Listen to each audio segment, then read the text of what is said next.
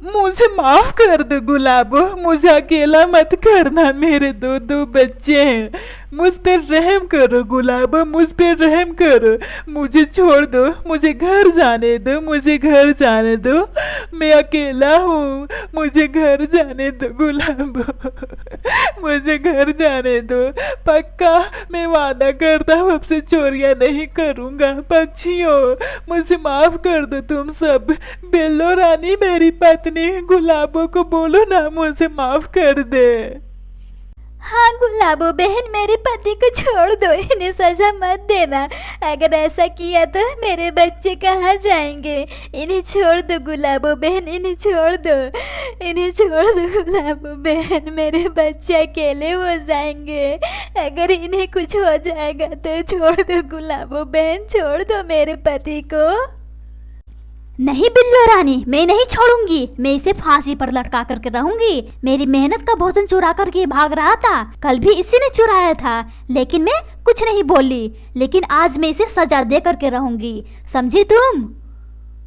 गुलाबो aunty, मेरे पापा को छोड़ दो, अब ये दोबारा चोरियां नहीं करेंगे।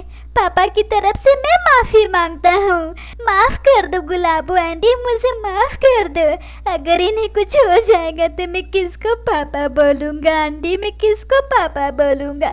छोड़ दीजिए आंटी, मेरे पापा को छोड़ दीजिए।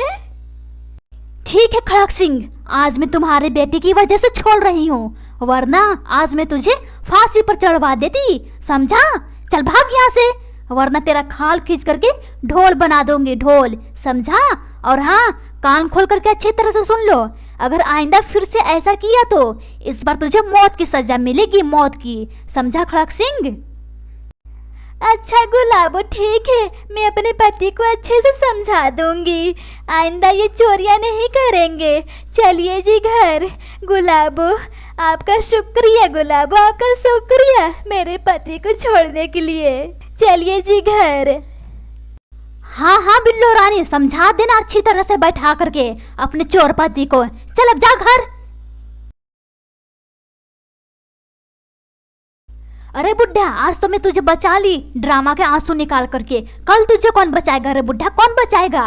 अब तो तुझे दिल में ठंडक पड़ गई होगी मेरी बेइज्जती कराकर, इसीलिए मैं बोल दी थी मेहनत का भोजन ला करके दो, लेकिन नहीं, तुम तो बस चोरियां ही करने में माहिर निकले।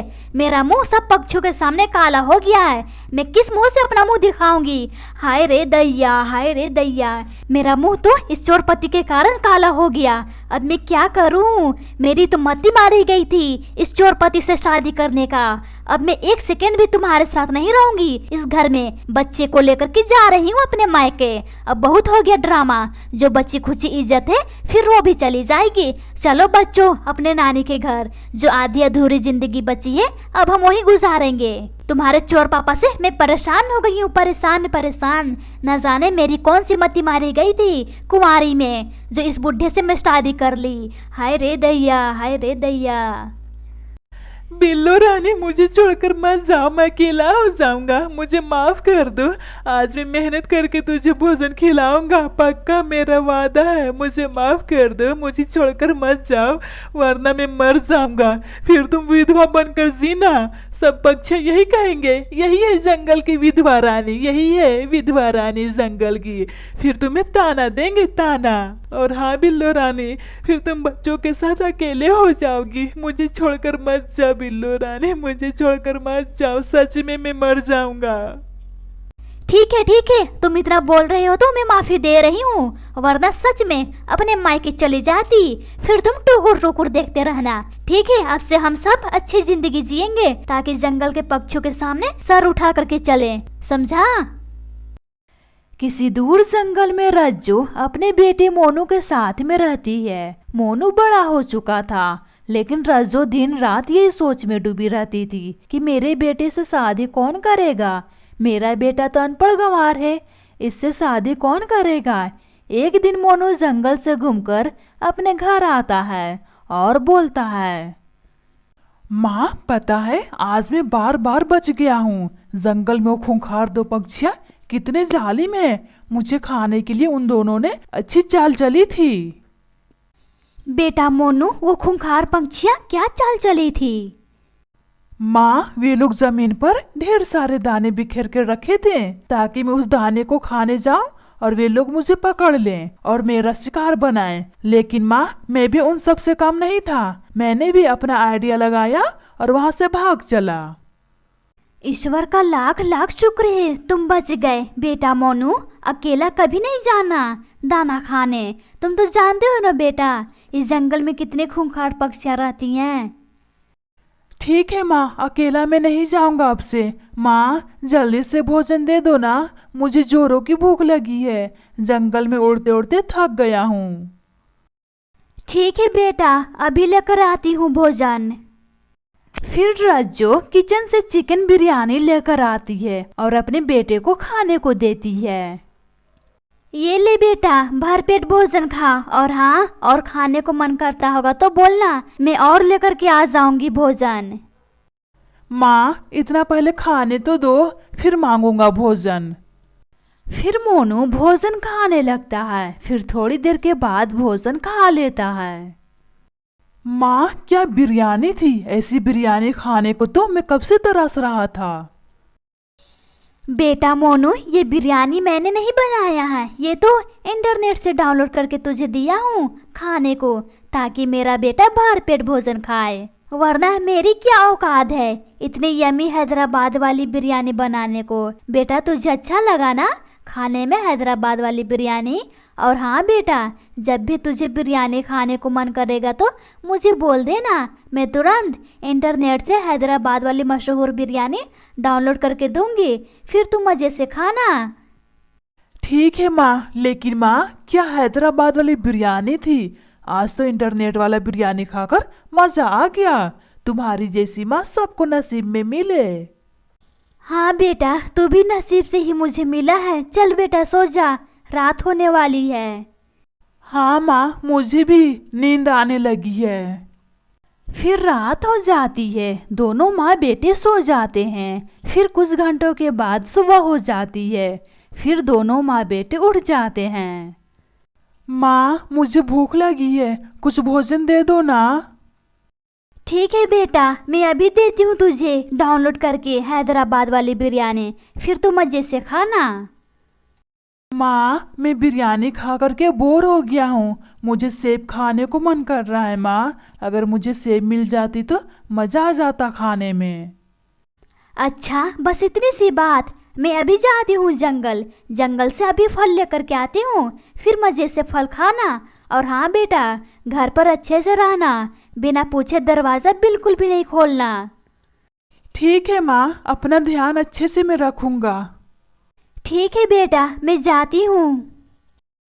फिर रज्जो जंगल की ओर चल पड़ती है। उड़ते उड़ते रज्जो को एक जमीन पर सेब दिखाई देता है। फिर तुरंत रज्जो उस सेब को उठाकर अपने घर वापस आ जाती है।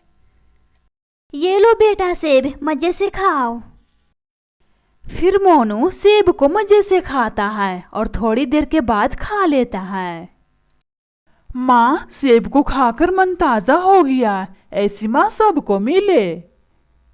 बेटा, मक्खन लगाना छोड़, मैं जा रही हूँ तेरी शादी का बात करने।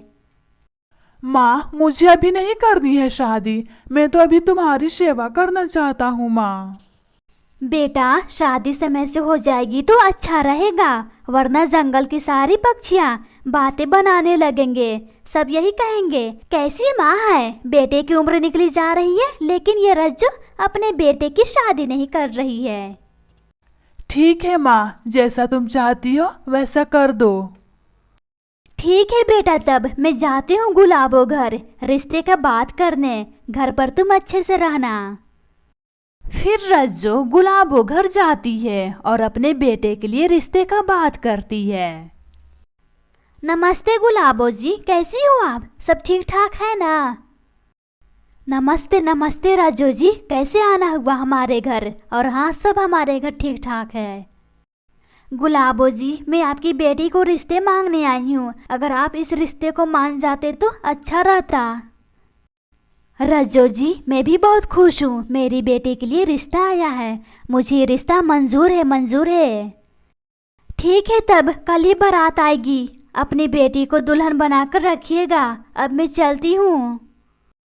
फिर रज्जो अपने घर वापस आ जाती है। माँ क्या हुआ, हमारी शादी सेट हो गई, अब मैं दूल्हा बन सकता हूँ।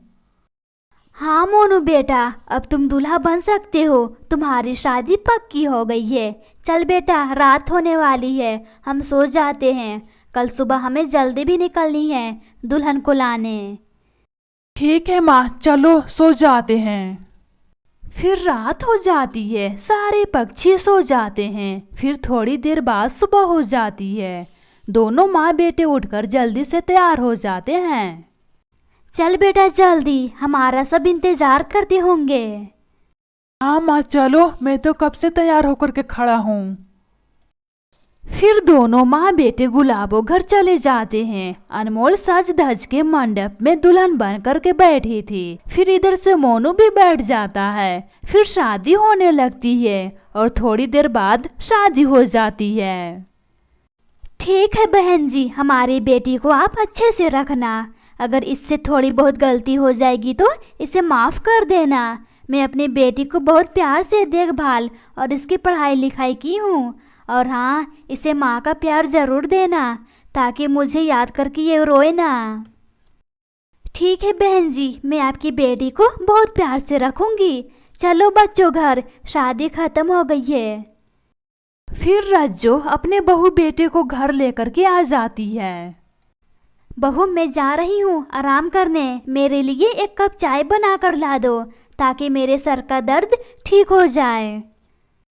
ठीक है माँ जी, अभी मैं लेकर आती हूँ चाय बनाकर, आप आराम करें। फिर अनमोल किचन में चाय बनाने जाती है और चाय बनाते बनाते सोचती है, माँ जी को जरा से भी दया नहीं आई मुझ पर। अभी अभी तो इस घर में आई थी, 1 घंटे बाद चाय बनवा लेती, लेकिन नहीं, बस घर में कदम रखते ही अपनी औकात दिखा दी। बहू अनमोल, चाय बनी? अगर बन गई है तो जल्दी ला कर दे बेटा, दर्द से मेरा सर फटा जा रहा है। फिर अनमोल आवाज लगाती है, अभी लाई माँ जी, बस हो गया है, थोड़ा और इंतजार करें। फिर अनमोल चाय लेकर रज्जो के पास आती है। ये लीजिए माँ जी चाय। ठीक है बहू, रख दे और तू चली जा, रात होने वाली है। कल सुबह तुझे जंगल भी जानी है, हम सबके लिए भोजन ढूंढने। ठीक है माँ जी, मैं जाती हूँ आराम करने। फिर अनमोल आराम करने चली जाती है। फिर रात हो जाती है। फिर थोड़ी देर में सुबह हो जाती है। फिर रज्जो अनमोल के पास आती है और बोलती है, अनमोल बेटा, जा तू जंगल हमारे लिए भोजन ढूंढ करके ला।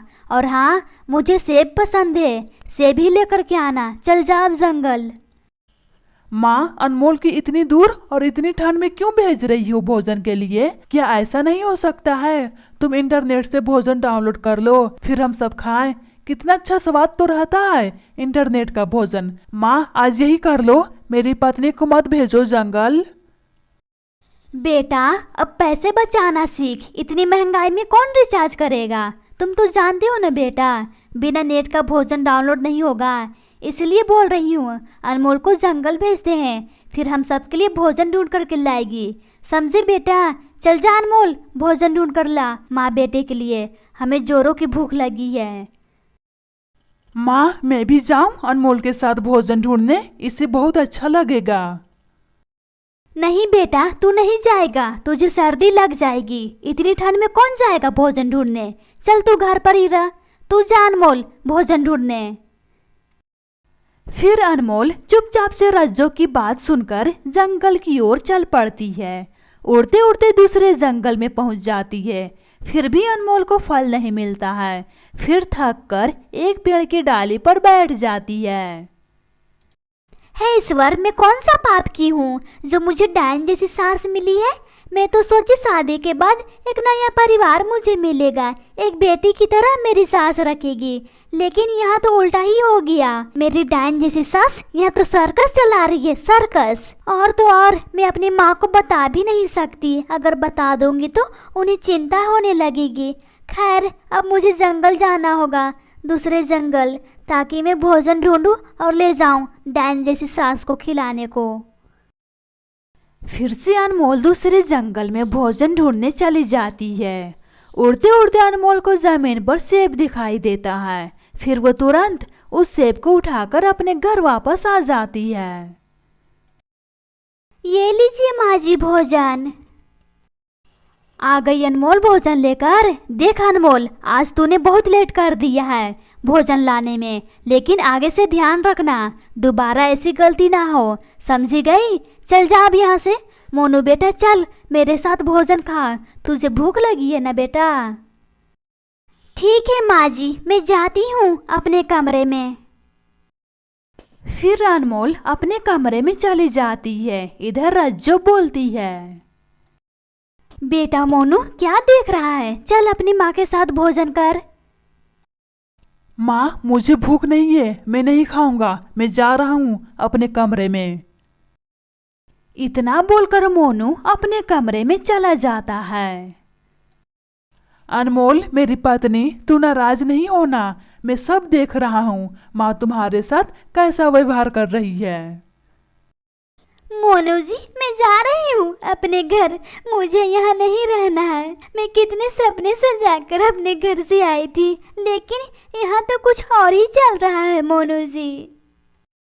अनमोल मुझे छोड़कर मत जा, मैं कहाँ जाऊंगा। और हाँ, मुझे बिल्कुल भी अंदाजा नहीं था माँ हमारे साथ इस तरह की हरकत करेगी।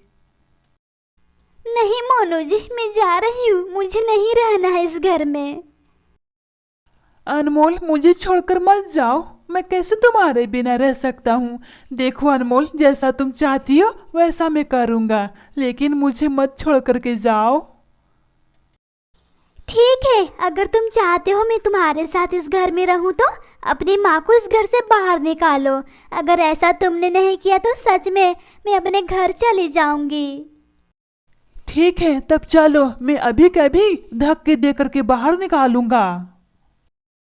फिर अनमोल और मोनू दोनों रज्जो के पास आते हैं। बेटा आ गया तू, अब तो भोजन खत्म हो गई है, फिर क्यों आया है? माँ तुझे अभी के अभी इस घर से बाहर निकलना होगा, वरना तेरी खैर नहीं। जब से अनमोल इस घर में आई है उसे परेशान करके रख दिया है। क्या बिगाड़ा है इस बेचारी ने? इसे परेशान करने में कोई कसर नहीं छोड़ी हो तुम। अब मेरा मुंह क्या देख रही हो, चलो निकलो यहाँ से। डायन माँ मेरी बीबी को परेशान करती है, मेरी बीबी को। क्या बोला मुझे बेटा? डायन माँ? ऐसा सब सुनने से पहले मैं बहरी क्यों नहीं हो गई है ईश्वर? मेरा ही ये बेटा है ना, किसी और का नहीं ना। बीबी के आते ही गुलाम बन गया है, गुलाम है ईश्वर, है ईश्वर। मेरे बेटे को इस कलमुही ने छीन लिया। अरे ओए डायन माँ, निकलती हूँ घर से कि मैं तुम्हारी सूखी टांगे पकड़ करके निकालू घर से। तू मेरा बचपन का ही बेटा है ना, जो मुझे हर समय बोलते रहता था माँ मुझे अकेला मत छोड़ करके जा, मुझे बहुत डर लगता है, और ना जाने कितनी बातें बोलते रहता था। और आज बीबी आते ही तुझे अकेले रहने का मन करने लगा माँ से। हे ईश्वर, मैं कहाँ जाऊँ, किस जंगल में जाऊँ? देख बेटा, मुझे घर से बाहर मत निकाल, मैं किसी कोने में अपना जीवन गुजार लूंगी। ए डाइन सास, बहुत हो गया तेरा नौटंकी, जल्दी निकल हमारे घर से। जब से इस घर में कदम रखी हूँ तब से अपने इशारों पर मुझे नचा रही हो, डायन कहीं की। चल चल निकल। हाँ माँ निकलो, वरना सच में धक्का दे करके तुझे निकालूंगा। नहीं बेटा, धक्का देने की कोई जरूरत नहीं है, मैं खुद ही चली जाती हूँ, रहना तुम दोनों अकेले। फिर रज्जो घर से निकल जाती है। इधर मोनू और अनमोल खुशी खुशी से अपना जीवन गुजारने लगते हैं। गुलाबी आंखें जो मैं तेरी देखी शराबी में हो गई, मुझको संभालो वरना मैं अब तेरे शराब में पैसे खर्चे कर दूंगी। समझा मेरे नटवरलाल पति? मुझको संभालो, मुझको संभालो। मेरी गुलाबी आंखें जो तूने देखी शराबी में निकल गई, ला ला ला ला ला ला ला ला।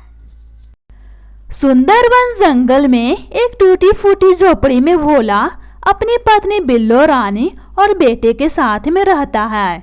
लेकिन भोला की पत्नी बहुत ज्यादा शराब पीती थी। शराब पीने की वजह से भोला घर पैसों की ज्यादा तंगी रहती थी। एक दिन सुबह सुबह, अरे ओ शराबी पत्नी, सूरज निकल आया है, अब उठ भी जाओ। गुलाबी आंखें जो मैं तेरी देखी शराबी में हो गई, मुझको संभालो वरना मैं अब तेरे शराब में पैसे खर्चे कर दूंगी। समझा मेरे नटवरलाल पति? मुझको संभालो, मुझको संभालो। मेरी गुलाबी आंखें जो तूने देखी शराबी में निकल गई, ला ला ला ला ला ला ला ला।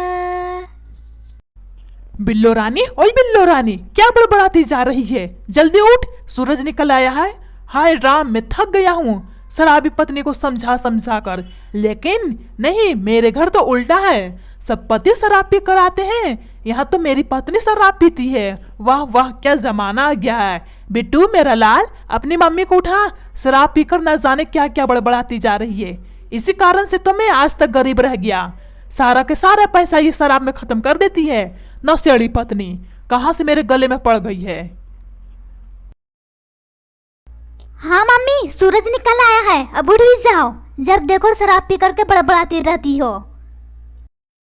फिर बिट्टू की आवाज सुनकर बिल्लो रानी तुरंत उठकर खड़ी हो जाती है। बेटा मुझे माफ कर दो, मुझे कुछ भी नहीं सुनाई दे रहा था। मैं ज्यादा शराब पी ली थी रात को, इसीलिए। हाँ हाँ, अब तो उल्टा जमाना आ ही गया है। अगर पति नहीं पीता हो शराब तो पत्नी पीकर पूरा करे, तभी तो जंगल के सब पक्षी हमारे घर का नाम रोशन करेंगे। चुप करो जी, एक तो मुझे शराब नहीं पीने देते हो, ऊपर से मुझे ही सुनाते हो। बिट्टू अपने पापा को बोल दे मुझसे बहस ना करे, वरना अच्छा नहीं होगा। मम्मी गुस्सा क्यों करती हो? पापा ठीक तो बोल रहे हैं। मम्मी आप शराब पीना छोड़ दो, पापा की सारी कमाई शराब में ही चली जाती है। अगर तुम शराब पीना छोड़ दोगी तो पैसे बचेंगे, और पैसे बचेंगे तो हम अपना घर बना सकते हैं और अच्छी जिंदगी जी सकते हैं। मम्मी छोड़ दो ना शराब पीना। बेटा मेरी अच्छी जिंदगी शराब पीने में ही, इसलिए मुझे मत सिखाओ, समझे तुम? इतना बोलकर बिल्लो रानी जंगल की ओर चल पड़ती है। इधर भोला और बिट्टू परेशान होते हैं। देखा बिट्टू, तुम्हारी मम्मी किस तरह गुस्से से भागी। मैं परेशान हो गया हूँ। तुम्हारी मम्मी से एक पैसे बचाने को बोल रहा हूँ तो गुस्से से भाग रही है। पापा कर भी कह सकते हो, लेकिन पापा तुम चिंता मत करो, एक दिन न एक दिन हमारे घर की हालात ठीक हो जाएगी। लेकिन बेटा एक समस्या भी तो है, तुम्हारी शादी की उम्र निकलती जा रही है, लेकिन तुम्हारी माँ को कोई चिंता ही नहीं है। बस चिंता है तो शराब पीने की। पापा मेरी शादी हो जाएगी, आप इतना चिंता क्यों करते हो? खैर अब मैं जा रहा हूँ जंगल में भोजन ढूंढने। पापा आप भी जाओ काम पर। फिर दोनों बाप बेटे काम पर चले जाते हैं। इधर बिल्लो रानी नदी पर पानी पी रही थी, तभी उधर से मस्तानी तोती और नैना कबूतर आते हैं। अरे वाह वाह नसेड़ी बिल्लो रानी, नदी पर पानी पीने आई हो? क्या तूने अपना घर का नाम रोशन किया है रे? बेटा बड़ा हो गया है, उसकी चिंता नहीं लेनी है, बस शराब पीने की चिंता लेनी है। चल भाग यहाँ से, तेरे मुंह से बदबू आ रही है, नसेड़ी कहीं की। शराब पीती है शराब। मस्तानी मुंह से तो बदबू आ ही रही है, और नदी का पानी भी महका करके रख दी है इस कमबख्त ने। मस्तानी चल यहाँ से दूसरे नदी पर, हम वहीं से पानी पिएंगे। इस कमबख्त ने पूरा पानी बेकार करके रख दिया है। मुझे तो उल्टी आ रही है यहाँ रहने से। चल चल यहाँ से। हाँ हाँ नैना चल, लेकिन इस नसेड़ी को कुछ भी फर्क नहीं पड़ने वाला है। चल भाग यहाँ से नसेड़ी, तुम्हारा मुंह देखती ही मुझे उल्टी होने लगती है। बहुत मैं तुम दोनों की भाषण सुन ली, मोटी चोंच वाली मस्तानी। और हाँ, अपने पैसे से नशा करती हूँ, तेरे बाप के पैसे से नहीं, समझी? मोटी चोंच वाली। और तुम मोटी पंख वाली कबूतर, तुम देती हो मुझे नशा करने का पैसे। चल भाग यहाँ से, जो मन में आ रहा है वो बोलती जा रही है। हाँ हाँ मैं जा रही हूँ नसेड़ी। इतना बोलकर नैना कबूतर और मस्तानी तोती दोनों वहाँ से चले जाते हैं। फिर बिल्लो रानी भी चली जाती है और बहुत रोती है। जंगल के सब पक्षी मुझसे नफरत करती हैं। अगर मेरी बुरी आदत लग गई तो मेरा इसमें क्या कसूर है? बिट्टू के पापा, अरे बिट्टू के पापा, कहाँ हो आप?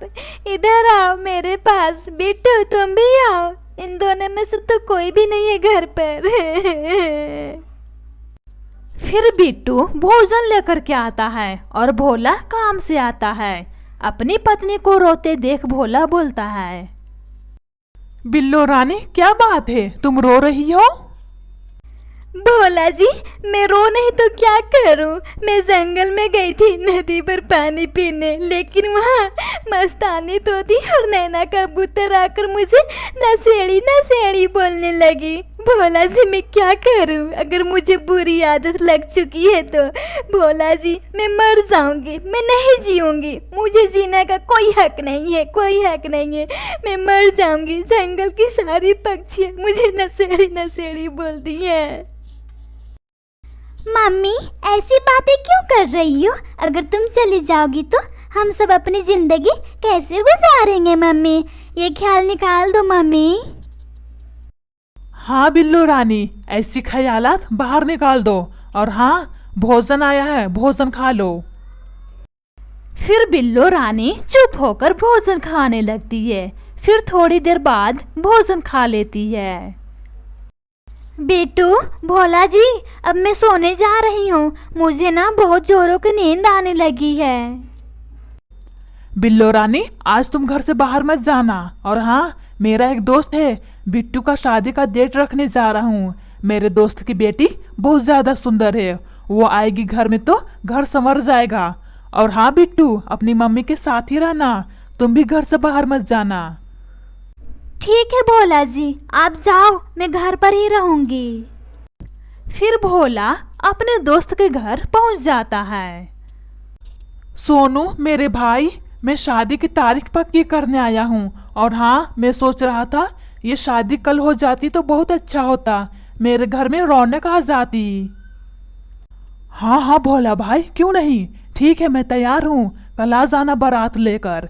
मेरी बिटिया रानी दुल्हन बनकर मंडप में बैठी रहेगी। ठीक है तब सोनू मेरे दोस्त, मैं कल आ जाऊंगा बारात लेकर। अब मैं चलता हूँ घर, अपना ख्याल रखना। फिर भोला शादी पक्की करके घर वापस आ जाता है। भोला जी, शादी पक्की हो गई? हाँ हाँ पक्की हो गई है, कल बारात लेकर चलना है। अब चलो अपने अपने कामों में लग जाओ। बिट्टू तुम जंगल से भोजन लेकर के आ जाओ और मैं पूरे जंगल में दावत दे करके आता हूँ। और तुम बिल्लो रानी 2-3 दिन तक तुम घर से बाहर नहीं निकलोगी और ना ही शराब पियोगी, समझी मेरी बात? क्यों जी, क्यों ना मैं निकलूं घर से बाहर? मेरी शादी हो रही है, मैं ना निकलूं घर से बाहर? मैं तो जाऊंगी बाहर, मेरे बेटे की शादी हो रही है, समझे आप? बिल्लो रानी घर से बाहर तुम नहीं जाओगी, जंगल के सब पक्षी यही सब कहेंगी।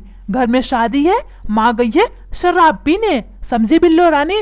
जब तक शादी नहीं हो जाती तब तक तुम घर से बाहर नहीं निकलोगी। ठीक है जी, ठीक है, जैसा आप चाहते हो वैसा ही मैं करूंगी। मैं अपने बेटे के लिए 2 दिन रुक जाती हूँ। ठीक है तब हम बाप बेटे अपने अपने कामों में लग जाते हैं। फिर भोला जंगल में दावत देने के लिए निकल जाता है। बिट्टू भी भोजन के लिए बाहर चला जाता है। मेरी बहू आएगी तो मेरी कितनी सेवा करेगी, मेरा पैर दबाएगी, मुझे शराब देगी, मुझे खाना बना कर देगी। वाह वाह, क्या जिंदगी रहेगी मेरी, मजे वाली जिंदगी हो जाएगी जब बहू आएगी तो। वाह रे वाह बिल्लो रानी, तेरी तो किस्मत खुल गई है। बिल्लो रानी खुद से बातें कर रही थी, तभी उधर से भोला और बिट्टू दोनों आ जाते हैं। बिट्टू मेरा लाल, तू भोजन लेकर के आ गया? मुझे तो बहुत जोर की भूख लगी है, मैं भोजन खा लेती हूँ, फिर बात करती हूँ। फिर बिल्लो रानी भोजन खाने लगती है। फिर थोड़ी देर के बाद भोजन खा लेती है। मैं पूरे जंगल के पक्षियों को दावत दिया हूँ, जिसे शादी में शामिल होना होगा वो होगा। चलो सब सो जाते हैं, कल सुबह जल्दी उठना होगा। फिर रात हो जाती है, सारे पक्षी सो जाते हैं। फिर कुछ देर के बाद दिन हो जाती है। फिर सारे पक्षी तैयार हो जाते हैं और बारात लेकर निकल जाते हैं। फिर कुछ घंटों के बाद पहुंच जाते हैं। फिर शादी हो जाती है और सारे पक्षी घर पहुंच जाते हैं। बहू अनमोल, मैं थक गई हूँ, जरा मेरे पैर दबा दे। ठीक है माँ जी, मैं अभी दबा देती हूँ पैर। फिर अनमोल पैर दबाने लगती है। फिर थोड़ी देर के बाद पैर दबा लेती है। अनमोल, तुम भोजन की तलाश में जाओ, मैं और पापा काम पर जाते हैं। अगर मैं काम पर जाऊंगा तो कुछ पैसे ज़्यादा कमाई होगी। ठीक है, जाओ तुम भोजन लाने। ठीक है बिट्टू जी, मैं जाती हूँ भोजन के लिए, आप जाओ काम पर। फिर अनमोल भोजन की तलाश में चली जाती है। इधर दोनों बाप बेटे भी काम पर चले जाते हैं। अरे वाह वाह, क्या बात है, मेरी तो मौज ही मौज है। अब तो मुझे घर का काम भी नहीं करना पड़ेगा, बस दिन भर शराब पीती रहूंगी। अब तो बहू भी आ गई है घर संभालने को, और हाँ, अब तो और मैं ज्यादा शराब पीऊंगी। वाह वाह बिल्लो रानी, क्या तुम्हारी जिंदगी है। अब तो तुम्हारी जिंदगी मौज मस्ती में कटने वाली है। वाह वाह, ऐसी जिंदगी मेरे को ही मिले और किसी पक्षी को नहीं। बिल्लो रानी अपने आप से बातें कर रही थी, तभी अनमोल और वे दोनों बाप बेटे घर वापस पहुंच जाते हैं। अनमोल बेटा, मैं भोजन खाती हूँ, फिर बातें करती हूँ। फिर बिल्लो रानी भोजन खा लेती है। बिल्लो रानी, आज तुमने मुफ्त का भोजन खा लिया, लेकिन कल से अनमोल के साथ कामों में हाथ बटाना और साथ में भोजन लाने जाना, समझी। हमारी अनमोल बिटिया कितनी समझदार है, घर को कितना अच्छा संभाल रही है। और हाँ, तुम शराब पीना छोड़ दो और अच्छी सेहत बनाओ, समझ गई। अब चलो, रात होने वाली है, सब सोने चलते हैं। अनमोल बिटिया भोजन लाई कि नहीं लाई, तुरंत खाने लगी। फिर रात हो जाती है, सारे पक्षी सो जाते हैं, लेकिन बिल्लो रानी को जलन सी होने लगती है और वो सोचती है, अरे ये कितनी चालाक बहू है, अपनी भोली सी सूरत से सबको अपनी तरफ कर ली। लेकिन जो भी हो, इसे तो मैं सबक सिखा कर के रहूंगी। और हाँ, इसे बहुत ज्यादा काम करने का शौक है ना, अब मैं इसे काम दूंगी, तब इसे पता चलेगा। बिल्लो रानी सोचते सोचते सो जाती है। फिर सुबह हो जाती है, सारे पक्षी उठ जाते हैं, लेकिन बिल्लो रानी अब तक सो रही थी। बिल्लो रानी, ओए बिल्लो रानी, सूरज निकल आया है, अब तक तुझे नींद आ रही है। अनमोल बेटी के साथ भोजन ढूंढने जाना है, उठो। और हाँ, हम बाप बेटे काम पर जा रहे हैं, तुम दोनों भोजन की तलाश में जाओ, समझी। उठो उठो, सूरज निकल आया है, जब देखो तुझे नींद आती रहती है सुबह के पहर। आज मुझे जितना भी पुकार लो, लेकिन मैं उठने वाली नहीं हूँ। सिर्फ मेरी पैर की पायल ही बजती है, लेकिन मुझे कोई बजा नहीं सकता। इस कमबख्त को नहीं जाना है अकेले इतनी कड़ी धूप में, मैं क्यों जाऊँ साथ में। और हाँ, मैं सास हूँ सास, मैं तुझे ऐसा परेशान करूँगी, ऐसा परेशान करूँगी, खुद इस घर को छोड़कर चली जाएगी। बड़ा आई मुझे साथ में भोजन लेने वाली, जितना भी पुकार लो भोला जी, लेकिन मैं उठने वाली नहीं हूँ। बिल्लो रानी, अब उठ भी जाओ और अनमोल के साथ जंगल जाओ भोजन ढूंढने। आज का मौसम कुछ ठीक नहीं लगता है। ये भी ना बिल्लो रानी ना, पता नहीं इसको कितनी नींद आती है। अनमोल बेटी, तुम चली जाओ अकेले जंगल में भोजन ढूंढने, हम दोनों काम पर जाते हैं। फिर अनमोल भोजन की तलाश में चली जाती है। इधर भोला और बिट्टू भी काम पर चले जाते हैं। वाह वाह, क्या मजा आया उस चुड़ैल को अकेले भोजन भेजने में। अब ये लोग थोड़ी देर में घर वापस आ जाएंगे। और हाँ, जब वो चालाक अनमोल घर पर आएगी तो मैं उसे शराब लाने को भेज दूंगी। हाँ, बड़ा मजा आएगा उसे परेशान करने में। अब मुझे सो जाना चाहिए, वरना मैं पकड़ी जाऊंगी। फिर बिल्लो रानी बहाना लगाकर सो जाती है। तभी उधर से अनमोल और भोला और बिट्टू सब तीनों घर पर आ जाते हैं। जैसे ही तीनों घर पर आते हैं, वे सब देखते हैं अभी तक बिल्लो रानी सोई है। ये देखकर गुस्से से भोला बोलता है, बिल्लो रानी, ओए बिल्लो रानी, ये क्या लगा कर रखी हो, अभी तक तुम सो रही हो, जरा से भी शर्म नहीं आती। बहू बेटे सब उठ गए हैं और ये महारानी अभी तक सोई है। बाहर बारिश हो रही है, बिजली कड़क रही है, तूफान चल रही है, लेकिन ये महारानी को अभी तक नींद नहीं पूरा हुआ है। चलो उठ जल्दी। अजी क्यों इतना चिल्लाते हो? उठ जाती हूँ, बोलो क्या काम है? और हाँ अनमोल, अभी तू बाहर जाएगी शराब की दुकान पर और मेरे लिए 2 बोतल शराब लेकर के आएगी, समझी तू? चल जा अभी। माँ जी इतनी तेज बारिश में मैं बाहर नहीं जाऊंगी शराब लेने। और वैसे भी माँ जी आपको शराब छोड़ देनी चाहिए। आपको मालूम है ना, जिस घर में शराब पी जाती है वो घर बर्बाद हो जाता है। इसलिए माँ जी आप शराब छोड़ दीजिए, वरना ये घर बर्बाद हो जाएगा। चुप कर मनहूस, मेरे घर में मनहूसियत फैलाने आई है? कान खोल करके सुन ले, जितना मैं बोली हूँ उतना ही तू काम कर, समझी मनहूस? और हाँ जल्दी निकल मेरा शराब लाने, वरना टांगे तोड़ करके बिट्टू का पायस पत्नी बना करके रख दूंगी। कम वक्त कहीं के टांग अड़ाती है टांग मेरे शराब में। बिल्लो रानी ये क्या बदतमीजी है? तुझे शराब नहीं मिलेगा, समझी मेरी बात? क्या मुझे शराब नहीं मिलेगा? ठीक है, मैं अभी घर से बाहर हमेशा हमेशा के लिए चली जाऊंगी। फिर तुम सब आराम से रहना और मौज मस्ती करना। ठीक है माँ जी, आप गुस्सा मत करो, आपको घर छोड़कर जाने की कोई जरूरत नहीं है। मैं अभी जाती हूँ शराब लेने। अनमोल बेटा तुम शराब लेने नहीं जाओगी, मैं बाहर जाता हूँ। इससे बहुत शौक है ना शराब पीना, अभी ला करके मैं देता हूँ 10 बोतल। पापा जी आप इतनी तेज बारिश में कैसे जाओगे? बिजली भी कड़क रही है। पापा जी आप मत जाओ, मैं चली जाती हूँ। नहीं बेटा मैं जाता हूँ, इससे बहुत चढ़ी है शराब पीना। इतना बोलकर भोला घर से बाहर निकल जाता है और जंगल की तरफ चल पड़ता है। तेज बारिश हो रही थी। इसी तेज बारिश में भोला उड़ते जा रहा था।